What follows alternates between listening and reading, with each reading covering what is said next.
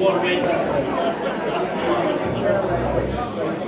Where it's gone. And then one bottle went somewhere. It was empty anyhow. It was empty, I wouldn't worry about it. Find it later. This is the BBC website. We now go to number 10 Downing Street for an announcement by the Prime Minister. Yesterday morning at 2:41 a.m.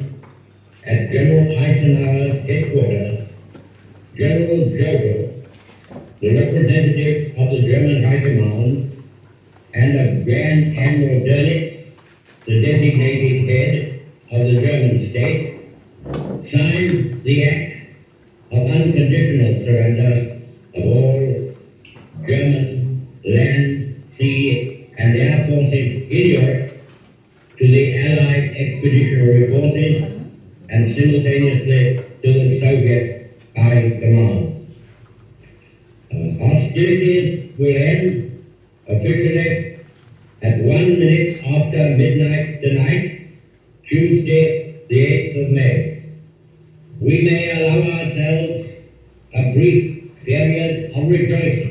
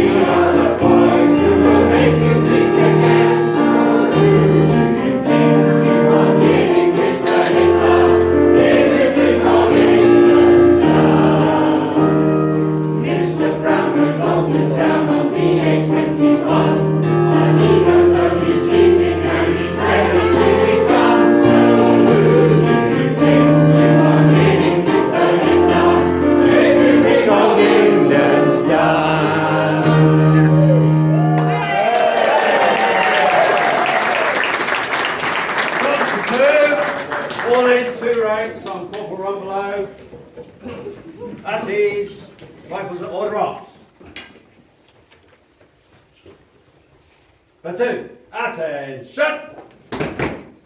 Platoon will slope arms, slow arms. 1, 2, 3, 1, 2, 3, 1. Platoon will turn to the left, left, turn.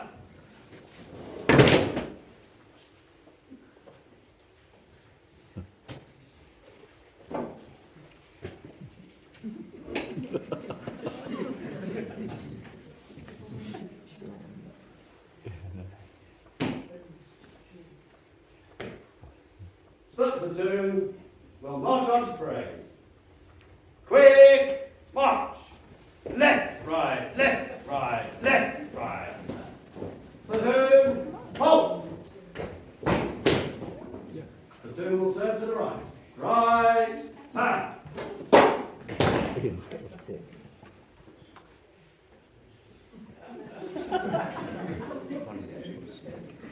Platoon will order arms. Order, arms! 1, 2, 3, 1, 2, 3, 1. Right, listen up, platoon. When you get the command to fall out, or you fall out, you gather round. I have an important announcement. Platoon will slope arms.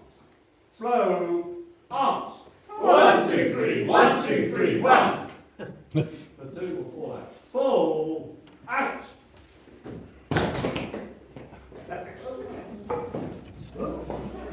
Not literally once. Come away. Grab your rifles, men, and stand around. You will be careful, sir. Don't come along. Quick as you can, though. Come on. Come on, Joe.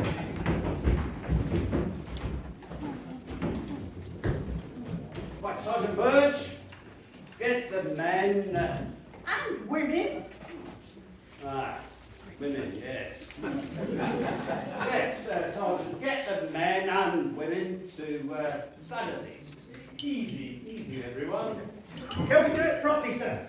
Like in the Great War, sir? Can we, sir? Please. All right, Corporal Rumbelow, there's no need to make a song and dance about it. But isn't that exactly what you're about to announce, sir? Don't try and steal my thunder, Sergeant. This is my announcement, not yours. I'm just trying to get to the point, sir. And the point is, this is my platoon. Isn't the point I'm to win in the charge. war? Isn't the point to win the war, Captain? No, it's coordination of the ranks. She's right, sir, isn't she? Well, yes, the original point of the platoon was to help win the war. And we've done that, haven't we now? Well, exactly, Sergeant. So, what is the point of us now, sir? Permission to speak, sir. We've been stood down for 6 months. And we all heard Mr. Churchill's announcement. Are they planning to disabandon us altogether, sir? He's not going to like that, is he? Who's he going to lord it over once we've been disbanded? Going to have to go back to his stage, aren't I? Pipe down, Private Rodwell. We're all need to adapt to this brave new world. Will we have to hand back our weapons, Captain Henson? Because I will be very unhappy about that. I've only just upgraded from a broom handle. Can't you stop this muttering right, Sergeant? Just shush now, all of you, shush. Captain Hens has a very important announcement to make, so we might as well hear what he's got to say. Thank you, Sergeant. Yes, I am aware that rumours have been circulating about what's going to happen to us now we've won the war. But we all know careless talk costs lives. I read that on a poster, sir. Does it still apply, sir? Well, of course it does. Until help me out here, Sergeant. Until we have orders to the contrary, sir. Until we have orders to the contrary. That's exactly what I was going to say. And the point of us gathering here today is for me to pass on the latest orders from HQ. They have decided that we will play a part in the national celebrations for VE Day. We have been ordered to organise a song and dance party. A song and dance party? Us, sir? Well, certainly, Flower, why not? Well, some of us can't sing or dance. What nonsense. Who exactly? Well, you, sir. Hang on a moment, Flower. Well, you see, you can't, can you, sir? Well, no. But that doesn't mean I shouldn't try, and it certainly doesn't let the rest of you off the hook. Well, I can croon, sir. Thank you, Sergeant. And I can rap, sir. Rap? What's rap when it's at home? It's a musical style involving rhythmic speech set to a beat, characterised by rhyme, wordplay, and poetry. Poetry? Wouldn't let you down as one for poetry, Woods. I love it, sir. In fact, got one for you now, sir. This one's called Contagion. Yeah, here we go. VE celebration. Everybody, put your hands in the air. Come on, yeah. Everybody, don't care. All right, here we go. Yeah. 80 years. All right. To the party like 1945. Yeah. Elephants are contagious. Be careful how you tread. An elephant that's been trod on should be confined to bed. Leopards are contagious too. Be careful how you touch. They won't give you a tail. Bring them but lots of fun. The heron is the luckiest fish with all disease in yours. If he's ill by chance when he's been caught, then immediately he's hurt. Alright, here we go. What do you, sir? What he knows? Hitler has only got one ball!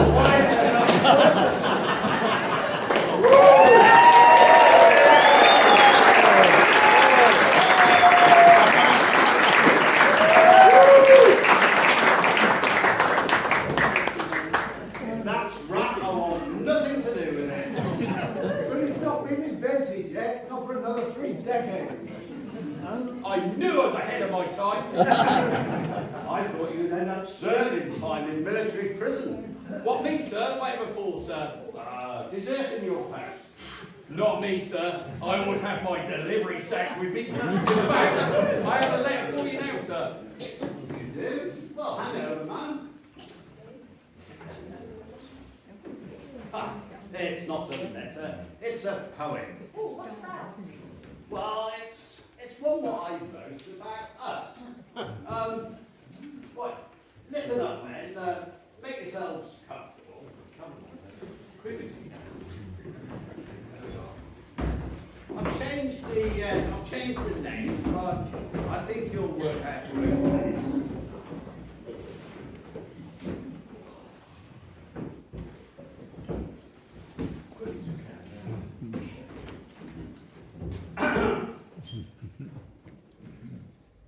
I'm here to tell you a story about Arthur Wilson, a well-spoken chap, about life in the war and things that he saw, and how Warmington were put on the map. Now Arthur had an eye for the ladies, and on a girl in the town he was sweet. Mavis Pike was she, and the look as she were, a grander couple you never did meet. Now Mavis had a young son called Frank. Well, a sickly type of the lad. He always called Arthur his uncle, but folk thought he were really his dad. Wartime it were, and young men called up, leaving young Pikey, as he were known, left behind, on account of his very rare blood group, a match to which army couldn't find. Now, my young Pikey worked in the bank with his uncle, and about how to help with the war, they thought hard. But then Mr. Mannering, the manager, who served in last war, said, "Come on, men, we'll join on guard." Now Mannering appointed himself captain, and Arthur Wilson his sergeant did make. Jones the butcher became corporal. Lance corporal, got it. And he gave Mannering a nice piece of steak. One day, platoon were having a lecture about how to spot the enemy and what they should do. When in comes young Pikey and shouts, "It's the foe, it's urgent, it's HQ." Well, Mannering took the call, and when he came back, he said, "The time has come, men, for us to deliver." And he stood there, forceful and firm, like the brave man he was. But his voice were all of a quiver. A U-boat had been sunk. The crew cast adrift. They'd been floating in channel since Monday noon. A trawler had found them and brought them to port to be prisoners of the Home Guard platoon. Well, a squad was sent out to fetch them, and the submariners were quiet and stood at ease. And Sergeant Wilson said to his prisoners of war, "Would you mind terribly coming to our hall, please?" U-boat commander were a supercilious sort, and he demanded for his men what was right. A warm, cosy bed and a fish and chip supper. Well, after all, it were Friday night. He asked the captain for his rank and his name, and he wrote it all down in a book. And he said when Germany win war, he wanted to know for whom he needed to look. "You won't win this war," the captain responded. "Oh yes, Big Bell, just give us time." "Oh no, you won't," Mannering blustered. It was just like pantomime. Young Pikey, hearing this, decided to join in, and about Hitler sang a rude refrain. U-boat commander took out his book and asked the private his name. Well, Mannering felt he was losing control. On discipline he had to insist.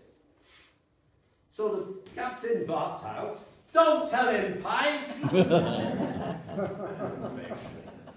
"Ah, Pike, you're now on the list." Well, the war took its course, and as we all know, the Home Guard were not put to the test.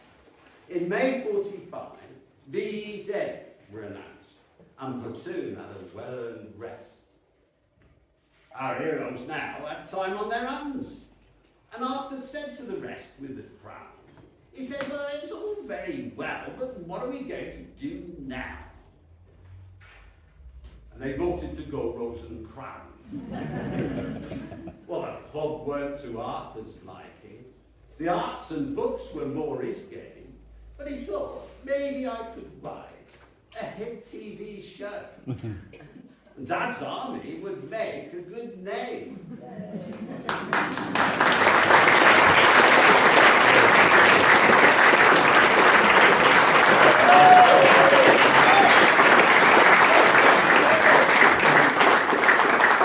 So that really was frightfully good. At least it was a start, anyway. Well, a start of what? What of our song and dance routine? There's only one slight problem. It was neither a song nor a dance. You're quite right. How about this?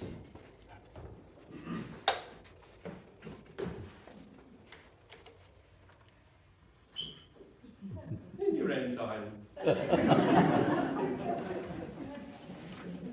Talk amongst yourselves.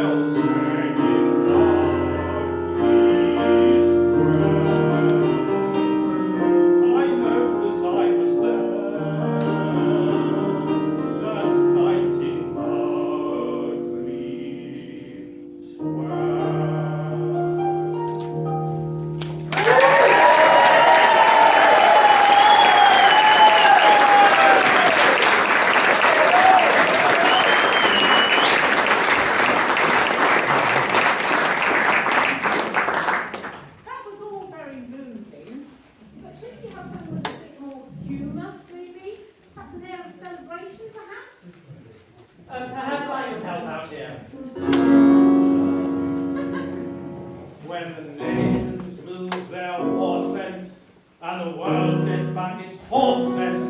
What a day for celebration that will be, when somebody shouts, the pipes up, and it's time to put the lights up.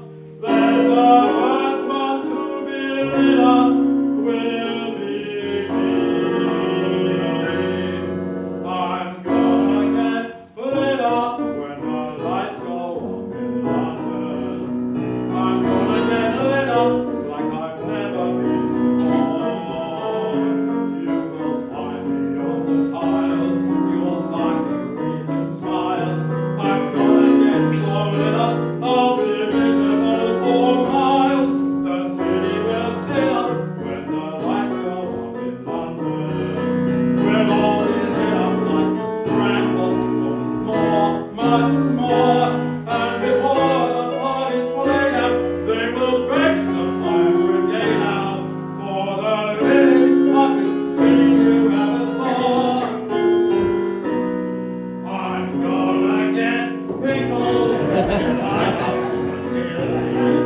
I'm gonna get pickled like I've never been before.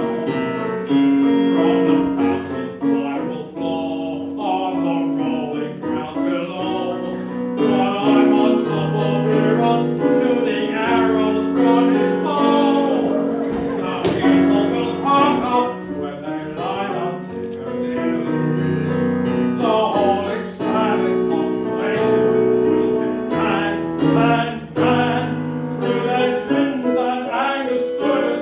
They'll see laymen pale confused, hiding from the circus to the Strand. Won't there be something when the lights are blazing all across the land? Cheers!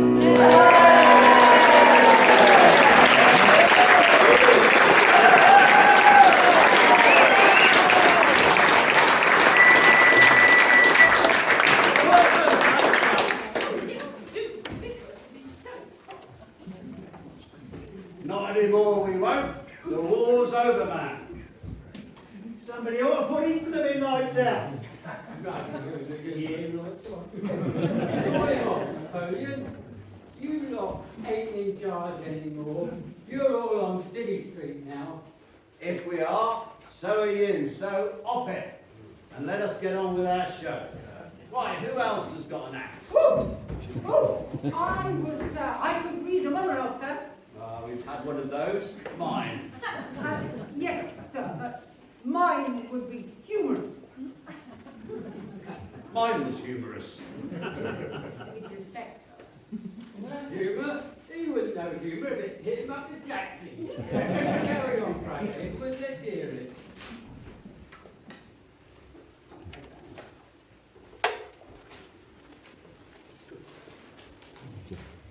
This is Marksman's Son by Margaret Catchpole. When Sam Small joined the regiment, they were naught but a raw recruit, and they marched him away one wintry day, his musket course to shoot. Sam carried a musket, a knapsack of crew, spare boots that he'd managed to wangle, an hatchet, a spade. In fact, as Sam said, he got everything bar to hit and mangle. When they told him to fire at 300 yards, Sam nearly had a fit. But a 6-foot wall, or the owl was all, we were all even likely to it. He fitted a core in his musket end to keep his powder dry. And he didn't remember to check it out when he first let it fly. His gun went off with a kind of a pop. Where his bullet went, no one knew. But next day, they spoke of a tinker's moke being killed by a goat in crew. At 200 yards, Sam fired so well that the sergeant paid for his skin. And the lads all cleared in the neighbouring field and started to dig themselves in. Oh, Sergeant, said Sam, I think those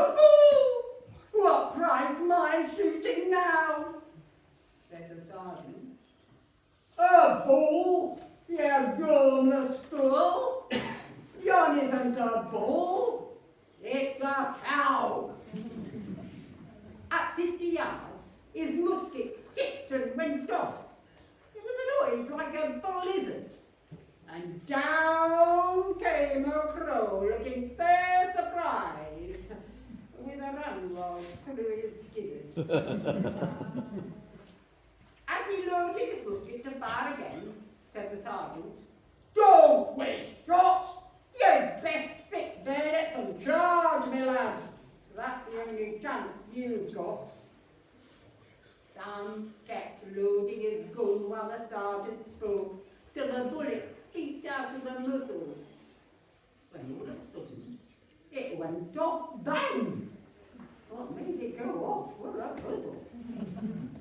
The bullets flew out in a kind of a spray, and everything round it got peppered.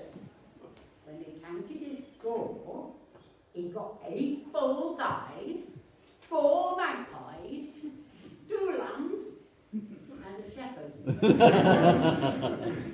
And the sergeant for this got a DCN, and the colonel an OBE. Lieutenant Bird got the DSO. And Sam got 5 days CB.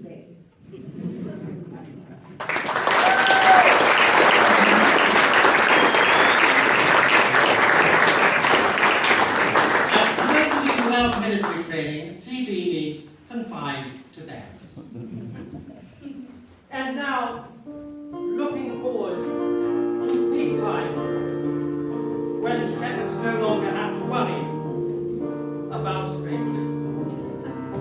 Please welcome our villain, the villain.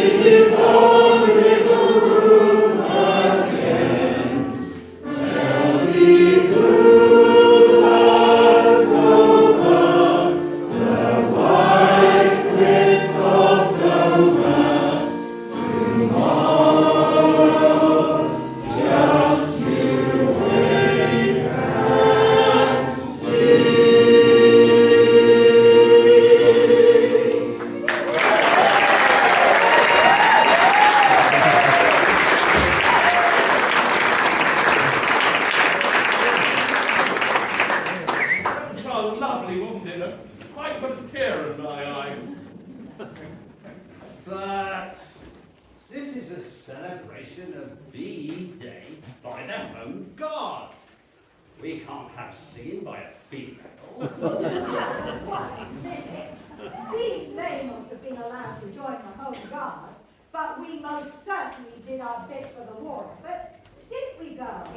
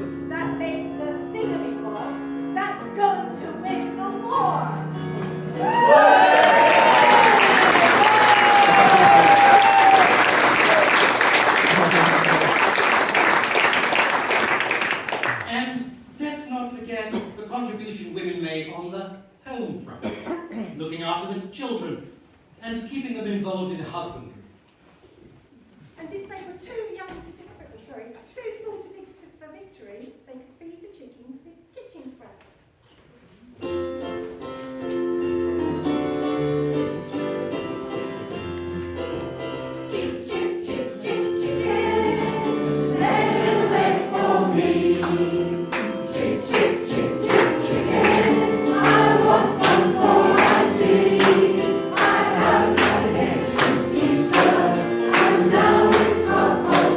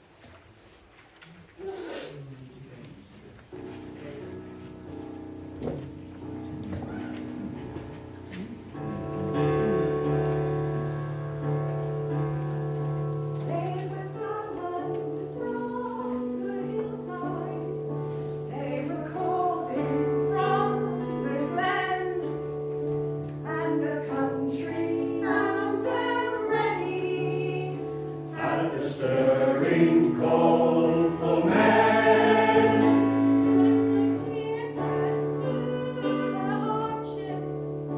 As the soldiers pass along, and although your heart is breaking, let me sing this cheery song. Keep the home fires burning while your hearts are yearning. Though your lands are far away, they dream of home. There's a silver lining through the dark clouds shining. Turn the dark clouds inside out till the boys come home. Overseas there came a pleading from a nation in distress, and we gave our glorious lives. Honor made us do no less.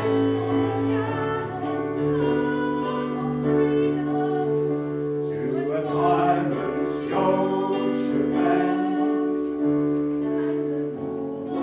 after and slow to the sacred call of friend. Keep the home fires burning while your hearts are yearning. Though your lands are far away, they dream of home. There's a silver lining through the dark clouds shining. Turn the dark clouds inside out till the boys come home.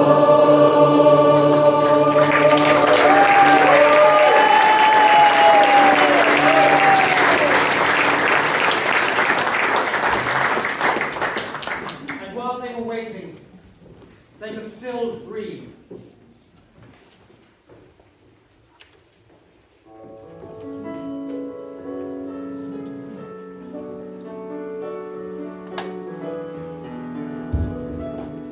I'll be seeing you in all the old familiar places. That is hard to find embraces all day through. In that small cafe, the park across the way, the children's carousel, the chestnut tree, the wishing well. I'll be seeing you in every lovely summer's day, in everything that's bright and gay. I'll always think of you that way. I'll find you in the morning sun, and when the night is through, I'll be looking at the moon, and I'll be seeing you.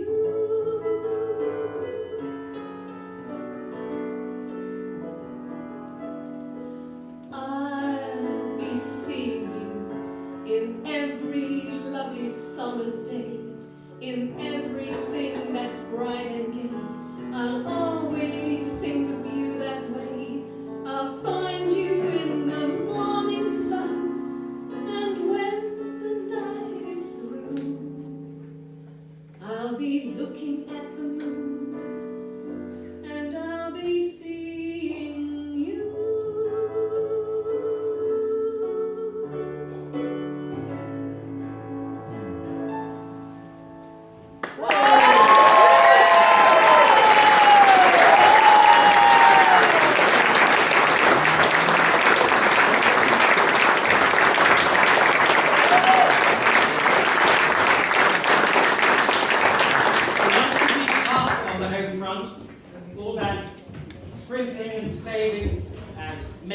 mending, trying to make something tasty from a little dried egg or a spoonful of gravy brown. Well, remembering the outbreak of peace and rationing, our two special correspondents, Mrs. Gay Strutt and then Mrs. Janet Flock, both of whom were actually there at the time.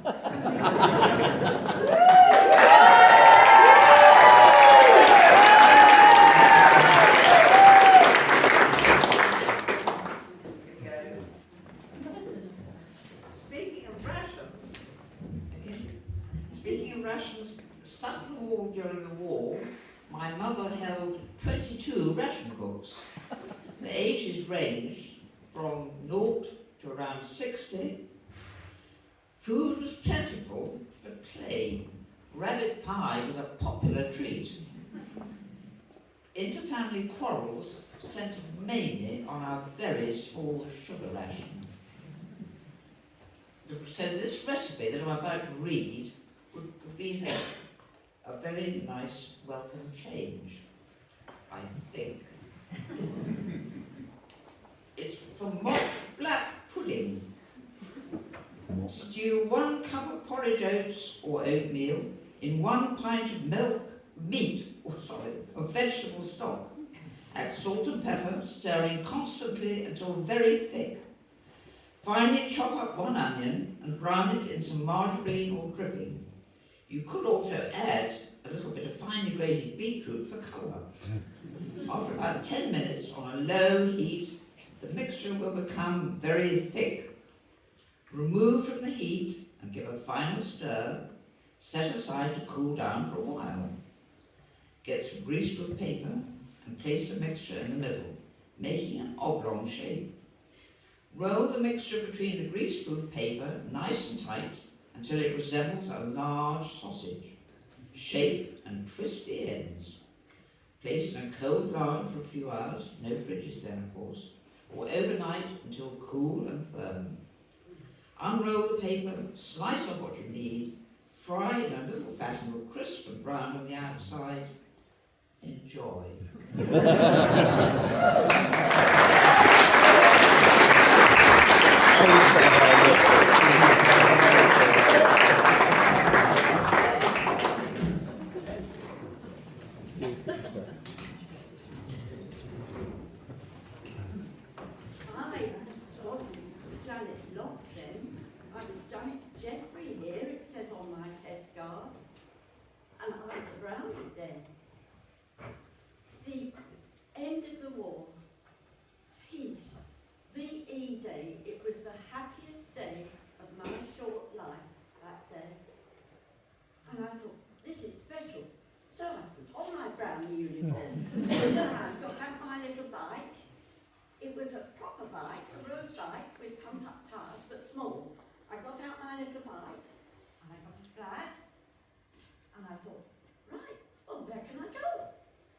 So I went to our local shops, which was my usual route, and I knew the way. I was always being sent there to get this, that and the other.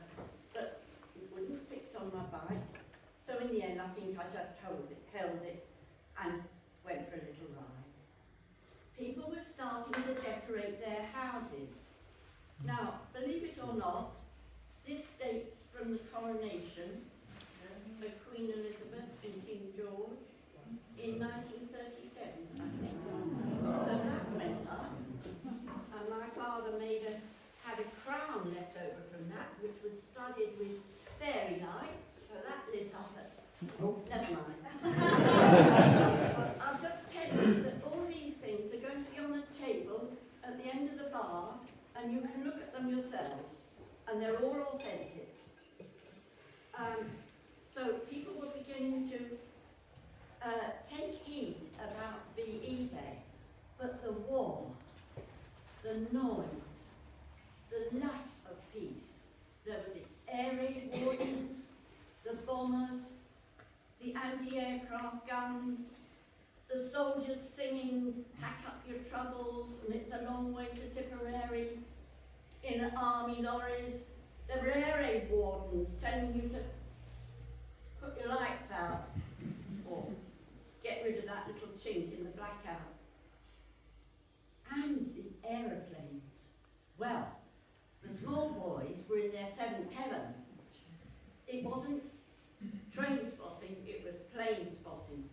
There were Spitfires, hurricanes, typhoons, mosquitoes, Lysanders, Wellington bombers, these are, Halifax, Lancaster.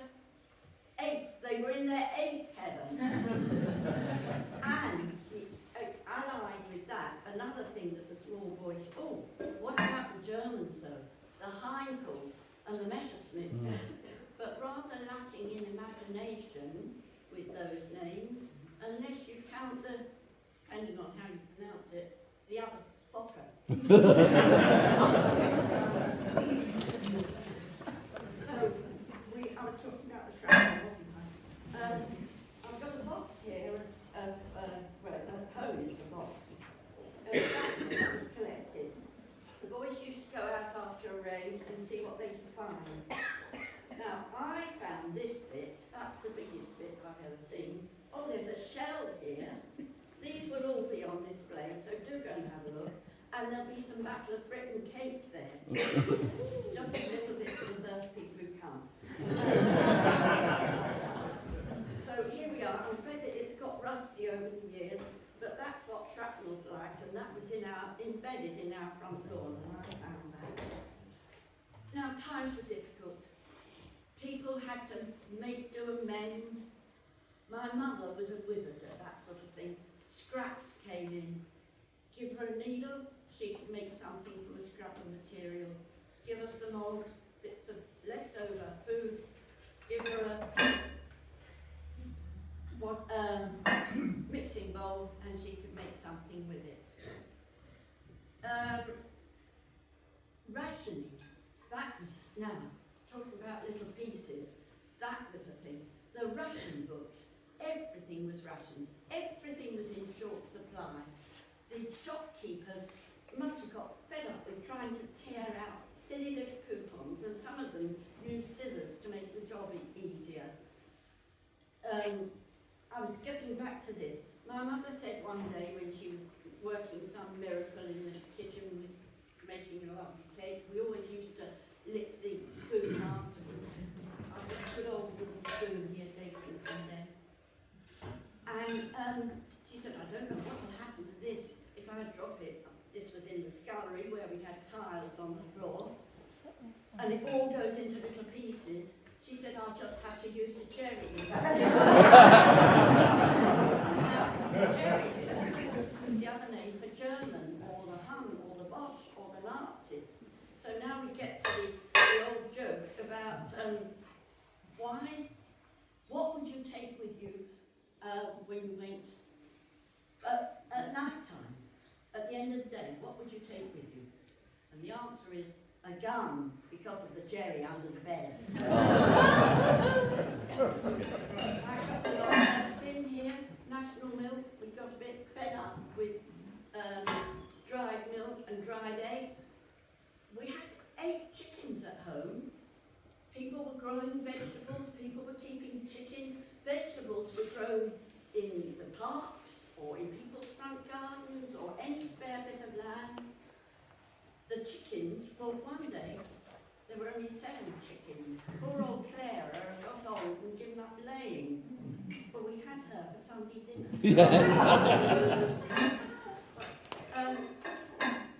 Now let's forget all about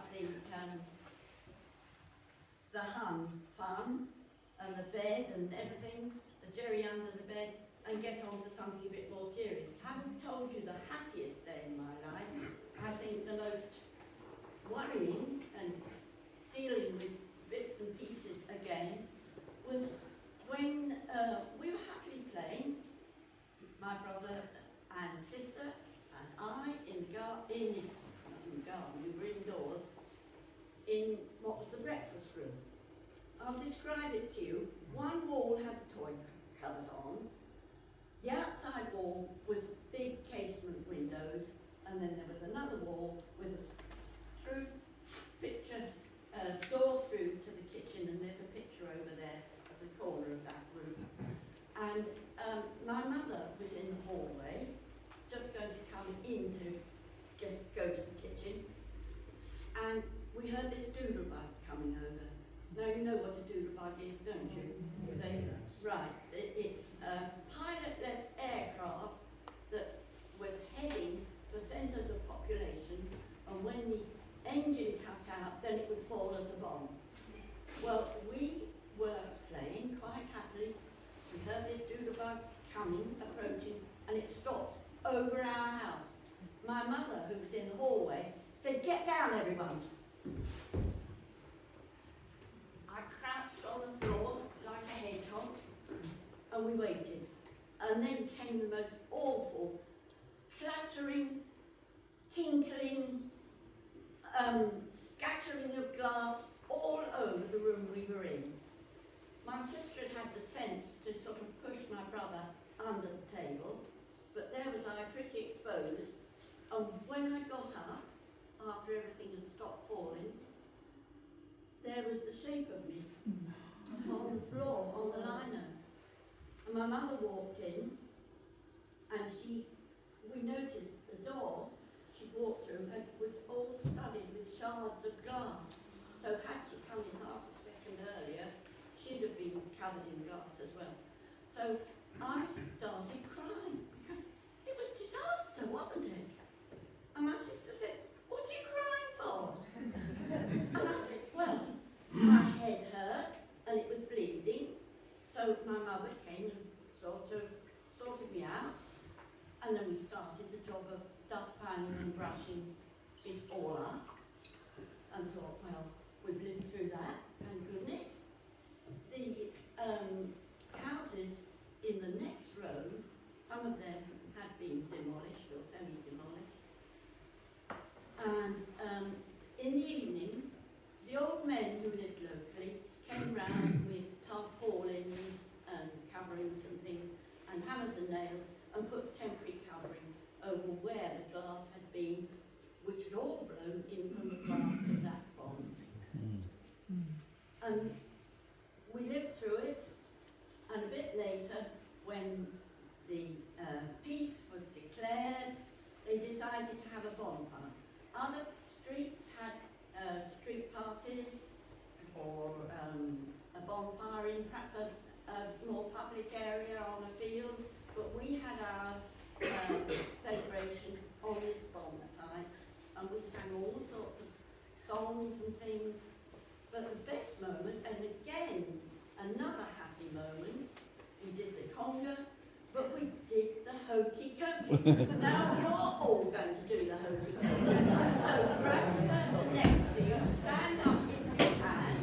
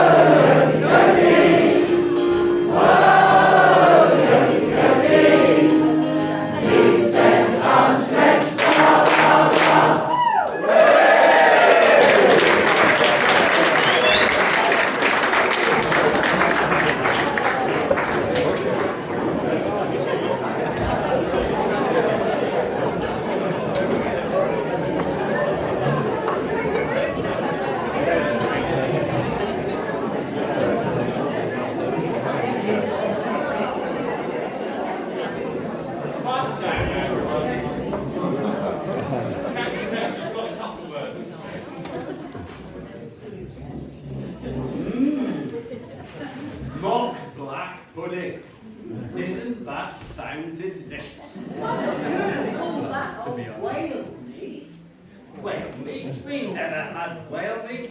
This is Suffolk, not Reykjavik. Well, I don't know about you, sir, but we got sick and tired of it in our house. We'd roll our eyes and we'd sing, whale meat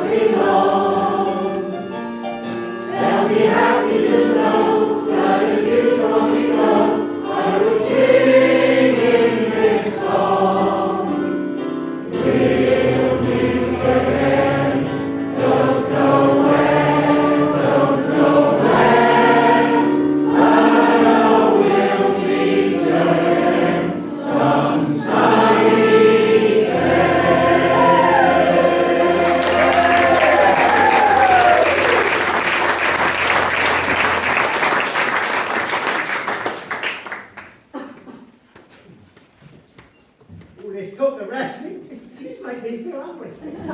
Oh, I expect you're not the only one, Corporal. Indeed not. The drinks aren't rationed, the bar is open. Let's take an interlude and meet again in 25 minutes.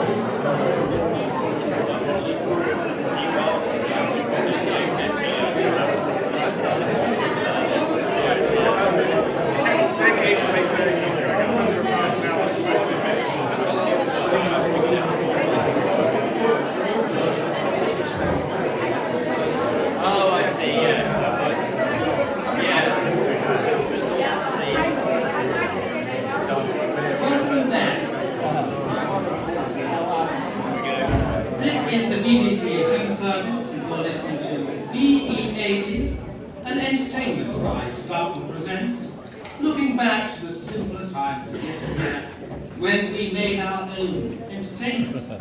We said no to fascism, and after 6 grim years of war, we booted out Hitler. Hey, you can't take credit for that, because the Americans fought under war.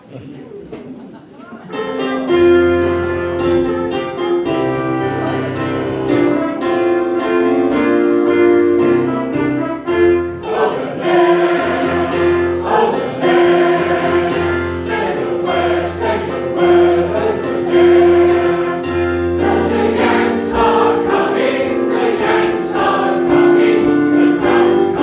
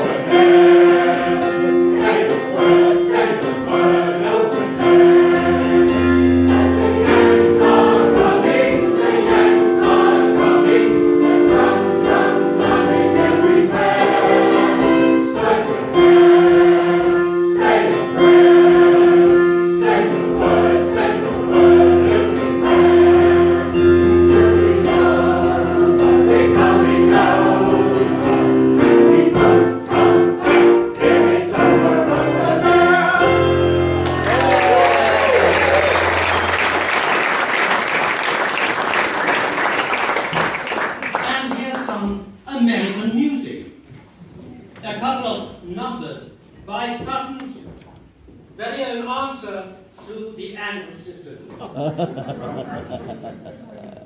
Would you please welcome the Adams?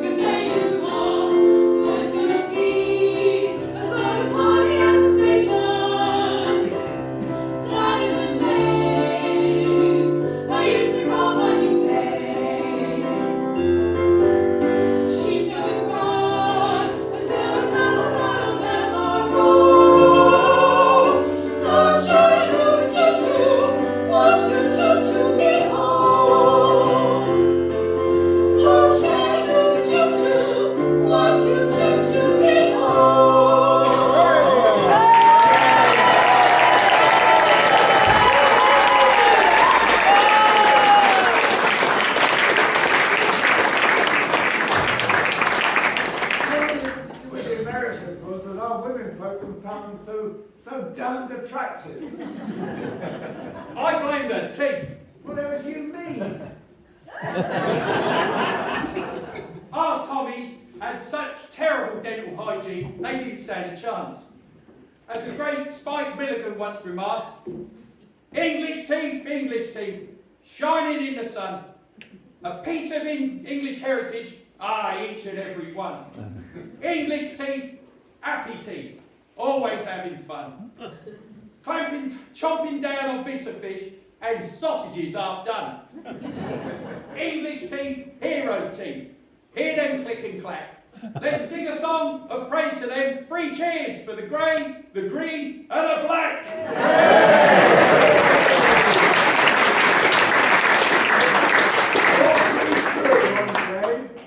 I suppose you can't really blame them that some of the GIs were great musicians and dancers and they did that thing with their hips. What thing? You know. That thing. Yeah. You know, that thing. Help me out here, girls.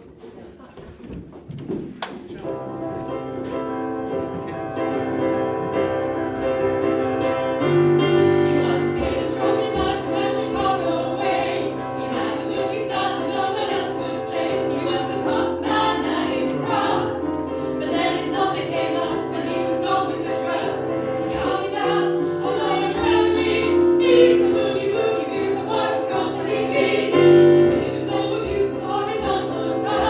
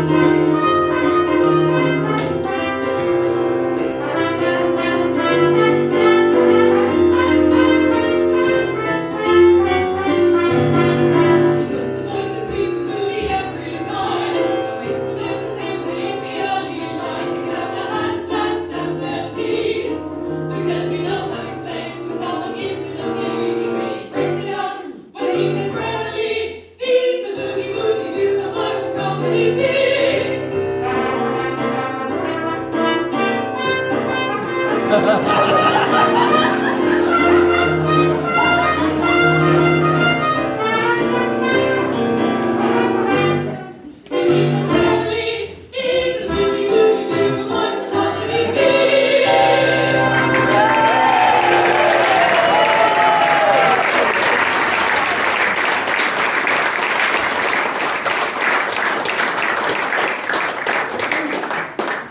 of the girls were loyal and loving.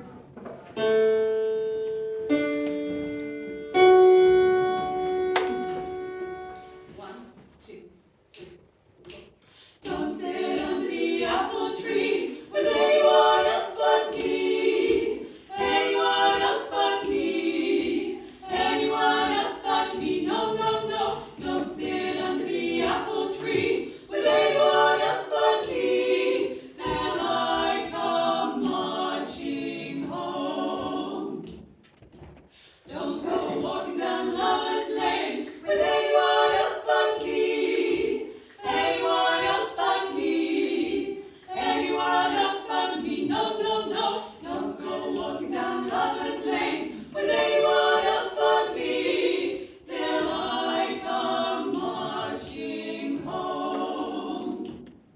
I just got word from a guy who heard from the guy next door to me. The girl he met just loves to peck and he fits you to a T. So don't sit under the apple tree with anyone else but me, and I'll be true to you.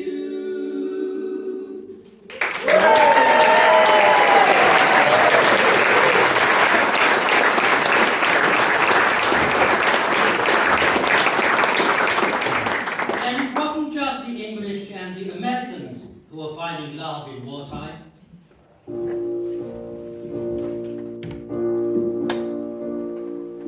Vor der Kaserne, wo der großen Tür steht eine Tür und steht sie nach der Ruhe. So wollen wir auf Wiedersehen bei der Lanterne, wo wir stehen, wie Eis, Lili Marleen, wie Eis, Lili Marleen.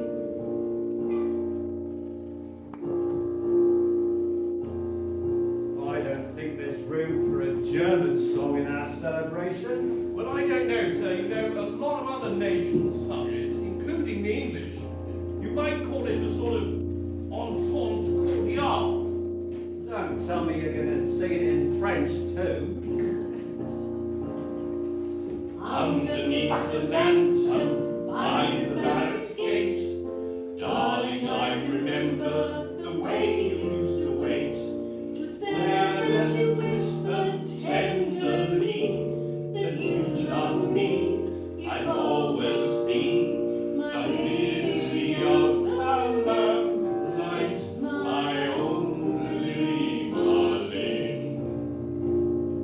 Time would come for roll call, time for us to part. Darling, I'd caress you and press you to my heart. And there, neath the distant lantern light, you'd hold me tight, we'd kiss goodnight, my lily of the lamplight, my own Lily Marleen. Time would come for sailing somewhere over there. On the back to barracks was more than I could bear. I knew you were waiting in the street. I heard your feet, but could not meet. My lily of the lamplight, my own Lily Marleen. My lily of the lamplight, my own Lily Marleen.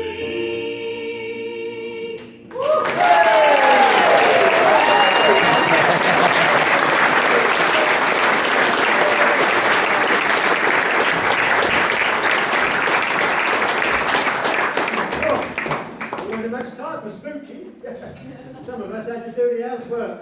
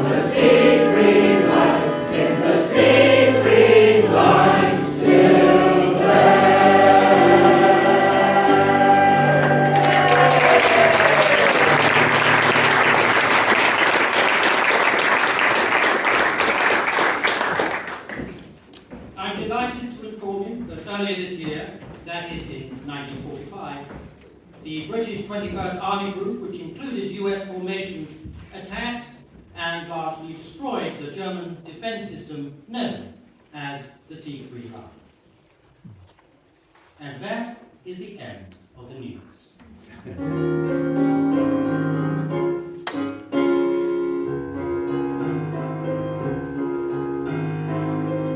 We are so very lovely and often lift up our hearts. We are told that good humour will soften against cruelest thoughts. So, however bad our domestic troubles may be, just shake with amusement and sing with glee.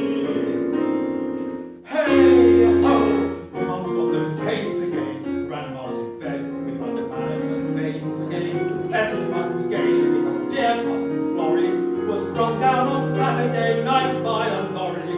We're so glad Dom's undercarriage emphatically failed on the night of his marriage. When Albert fell down all the steps of the town hall, he got 3 bad cuts and a bruise. We're delighted to be able to say we're unable to pay off our debts. We're excited because Percy's got late and we've run up a bill at the vets. 3 cheers! Ernie's got boils again. Everything's covered with ointment and oils again. Now he's had 7, so God's in his heaven. And that is the end of the news.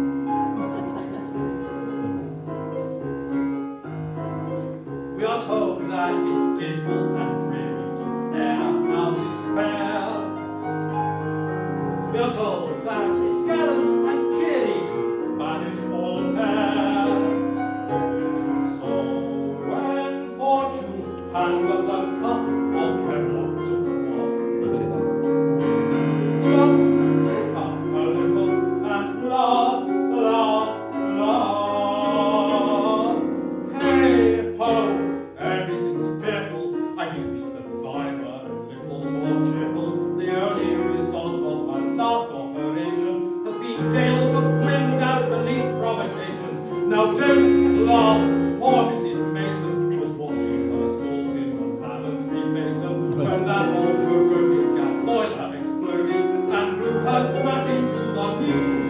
Where in Clover, Uncle George is in claim for refusing to work in the war.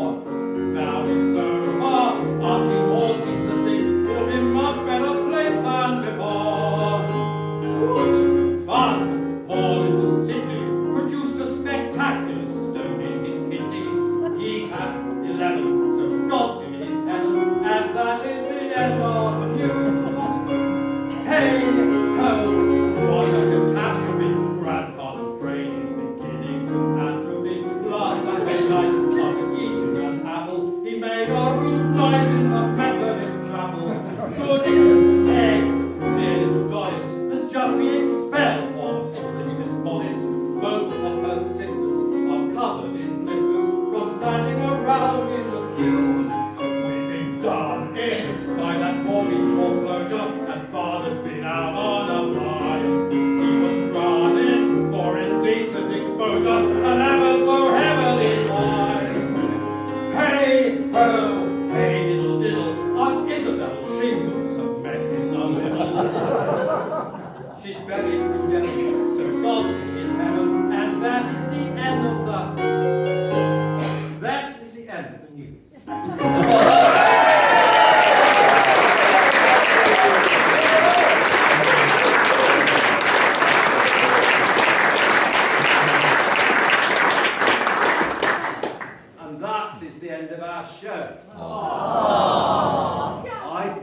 HQ will be pleased. Sergeant Burke, Yes, sir. ask the men to hand in their weapons. I might ask the men and women to hand in their weapons. If you must. Come on, Captain. Nice and quick.